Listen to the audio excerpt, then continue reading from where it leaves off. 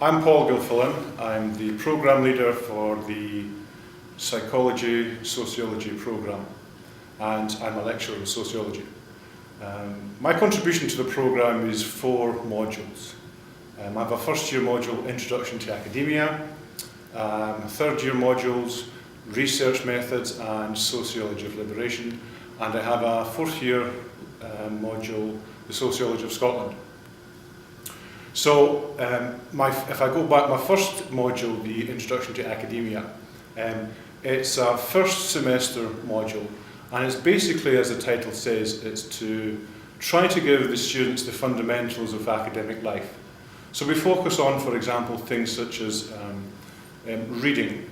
Reading is an absolutely fundamental part of academic life, but oftentimes students are quite, perhaps they underestimate the amount of reading that's required. And if you think of, for example, reading as a social practice, oftentimes students come with a very minimalist view as to how much they have to read. Now, university is a step up. So this particular module, it's about giving the students the academic tools that they need. Because after this particular module, the lecturers just kind of go to it and they give the content. So end of the first year, that first semester, we kind of take a step back from lots of academic content and we talk more about, for example, the philosophy of learning. Something else that's absolutely fundamental to academic life is writing and seminar work. So we take some time to think about, writing as something that's in fact, it's not something, we don't express our knowledge in writing, but we come to what it is we know through writing. So that's often a counterintuitive point for students. So something else we do is we take a broad look at a kind of philosophy of education and learning. Students often imagine that simply by being in a university, they're kind of primed for learning. But through experience, we've found that that's not the case. Students often need to actually have some kind of input from their lecturers as to the amount of reading and writing that they do. Oftentimes, for example, students only begin writing in earnest, if you like, when they're set an assessment task. Now, I always tell my students, writing should be something that you do all the time without having to have an assessment or a hoop to jump through. Something else, of course, that's fundamental to academic life is seminar work, small group work. Oftentimes we find that, especially first year students, there's a big resistance to actually appropriating and using academic language.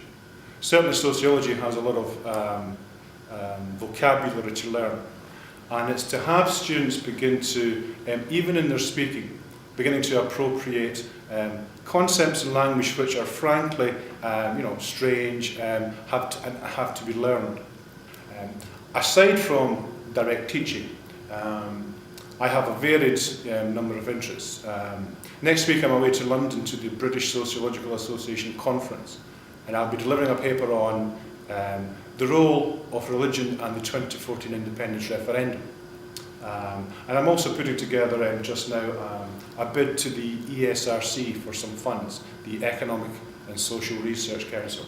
So myself, some colleagues from Queen Margaret, along with colleagues from Aberdeen and Glasgow, we're looking for funds to do a 3-year project that looks at whether or not Scottish education is responding to some of these cultural and social opportunities that are now possible for Scotland in a way that weren't possible before. So some of the things that I mentioned in the Sociology of Scotland course. So other than that, social class, that's always a perennial interest of my own. Politics, religion and education. And finally, as programme leader, I have the task of ensuring the academic quality and the coherence of the programme. So that again is something that I'm responsible for.